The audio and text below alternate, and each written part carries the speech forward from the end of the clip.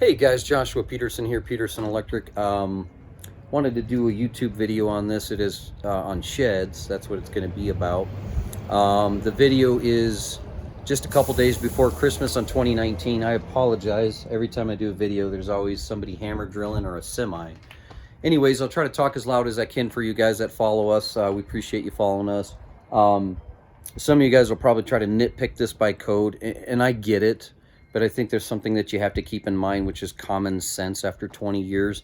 For one thing, 230.79 says if you're going to take out a two-pole circuit, then the minimum to that separate structure is 30 amps. And so we're assuming that's like a tree house or a shed. I think the reason why they do that is they don't want you using less than a 10 gauge UF wire underground. I would still put conduit in no matter what I would do. And the other side of it is that you might want to upsize if it's 100 foot to like an 8 gauge. But 30-40 amps would be plenty on a shed. Actually, probably too much. Really, the thing is that do you need 240 volt or is it 120? A lot of people call me up and go, I need 240 to my garage. And they act like they're talking really, really intelligent. You're not. All you know is one portion of that puzzle. The other side that you want to make it sound like you know what you're talking about when you're calling someone is say, hey, I also have an ampacity rating for this compressor. Yes, it's 240 volt, but it also has to be possibly 25 amps. If it doesn't say the ampacity, it might say on a motor the RPM, and then we can look that up in 430.1, I think it's 248 on single phase motors. But the other side of it is that if you just know the kilowatt rating, and remember K means 1,000 with 3 zeros, use your decimal, so we're back to geometry here in decimals, or algebra, I should say. But the bottom line is use those decimals. If you just say kW, it just means 5,000 watts or 5 kW. There's no rocket science to that either, guys. But a lot of the time, we have to know some of the specifics, and if it's a 3 or 4 or 2 wire type. Anyway, so enough with that little educational part. This guy already had this done, part of it, okay? The part that was already done before I met these guys was this PVC box. And this was probably done, my guess is about 10 years ago. The electrician in the past didn't use any slip sleeves. Probably should have done that. This is tar, not cement. So tar will crack and definitely get water wicking through it, whereas cement's heavy and it'll fall. So it's probably why it hasn't pulled out of that box yet. We originally brought one of those lines up to here and did the shed that way. And so this shed was already done with a light and a plug and an outlet. So mind you, there's only 20 amp 12 gauge wire, 120 volt 3 wire coming out here. So as you come into this place, the gentleman just put Romex down low, whoever did this in the past. It looked like an electrician did it. A few things I would keep in mind is having wires down low exposed to physical damage, especially with a metal bracket like that. You may want to flex that portion because you're going perpendicular through studs, or you just might as well go up parallel and come back down parallel, and that's the easiest way sometimes. So as he brought power out to this, I just tapped off of it. Personally, I would have brought a separate circuit if I could, but he didn't want to deal with that cutting. So we came out here and moved the box over and then piped it, and I used a heat conduit, so I was trying to match some of the crookedness of that other conduit a little bit.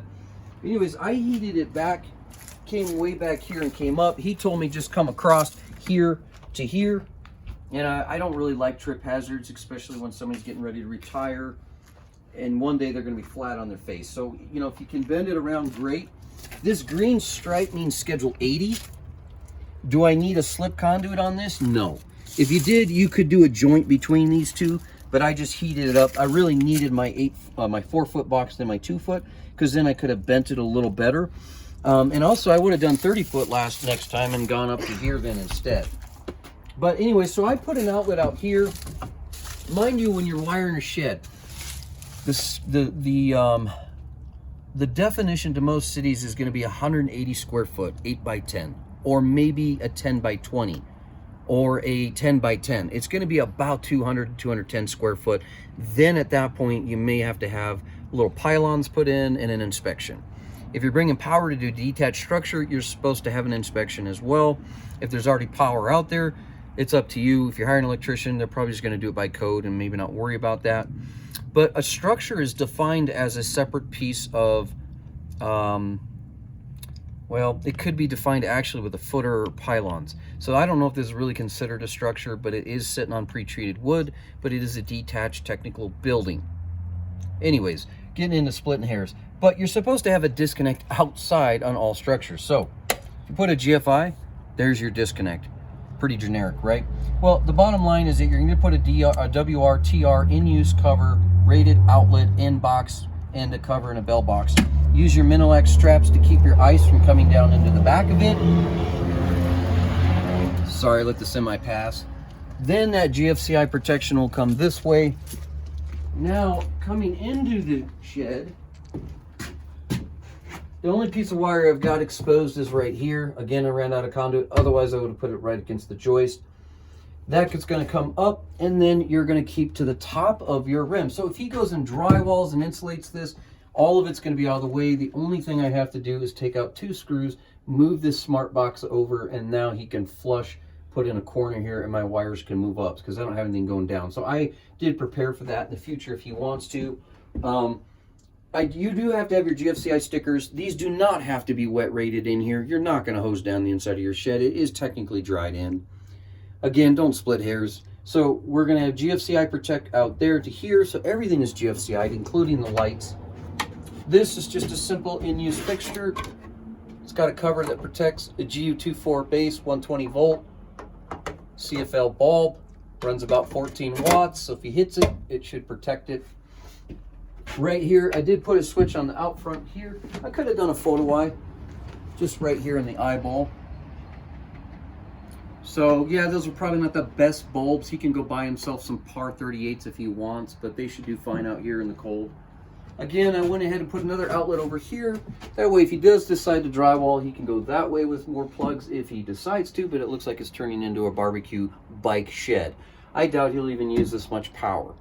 Again, guys, keep your 12 gauge wire the same on a 20 amp circuit, and I use stacks. I love my stacks. They go so well stacking all of this to keep it uniformed off of the studs. No one will hit it and nick it if you drywall or come through the back. It usually helps protect. So I use those stacks all the time. Other than that, guys, yeah, so it is going to daisy chain from here to here, from here to there, from that box to the panel in the garage, which is right around the corner. And I guess I could show you that. And that went up above, probably in that conduit is what my thought was, whoever the last electrician did all that. So anyways, the last thing is, do you need to have ground rods out here?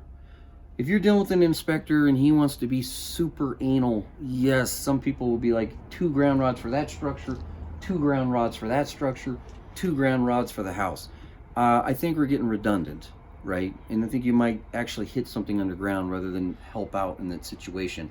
If you wanted to do 1 ground rod, I personally think that sheds don't even need a ground rod because you have an equipment grounding conductor. As long as continuity and you test it all the way back to the panel, what is the point? But some jurisdictions say if it's a shed, they don't talk about how far away from the house. They don't even state it's a garage versus a shed. It's just a separate structure. Again, it's not on the foundation. It's just sitting on cement. So it's kind of like a hot tub. And the last time I checked with the Valencia electron shells around the nucleus, it's 7 to 8 times. So it's a non-conductive material, right? We're not dealing with copper, platinum, gold, silver that'll have 1 Valencia electron, and aluminum having 3.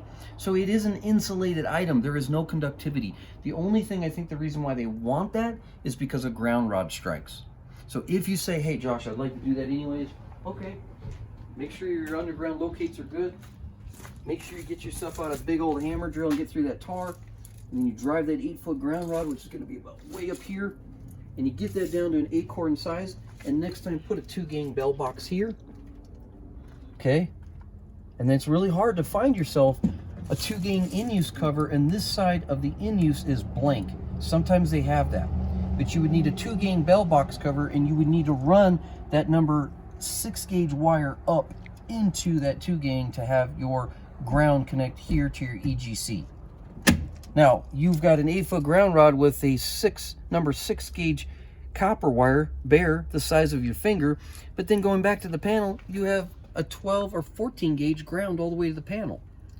So you're like 3/4 size smaller. They don't make you continue the EGC ground the same size all the way through. Again, if you're dealing with a situation like I am already done, can you get a number 6 all the way through to here? Probably not. This would have had to have been a 1-inch. And if he had UF cable in there, he probably needed 1 1/4 inches. But again, if you're stepping up to a number 10 ground UF cable, and you would sleeve that in 1 inch to 1 1/4 inch PVC, you then would have a ground wire that's a number 10. And that's better than having a 12 or 14 all the way back to the panel. So again, guys, we're splitting hairs, but our code does not talk about some of those details. So I'm trying to give you an idea of that. Make sure it's protected in PVC, Schedule 80. Use your slip sleeves where you need it. Secure it with Minolarc straps. Use the right material outside with bell boxes. Caulk around your fixtures. Get an outdoor rated fixture. Use indoor material. And then splice all that together and you should be good. So this is a great video. I'll probably get a ton of hits on wiring my shed.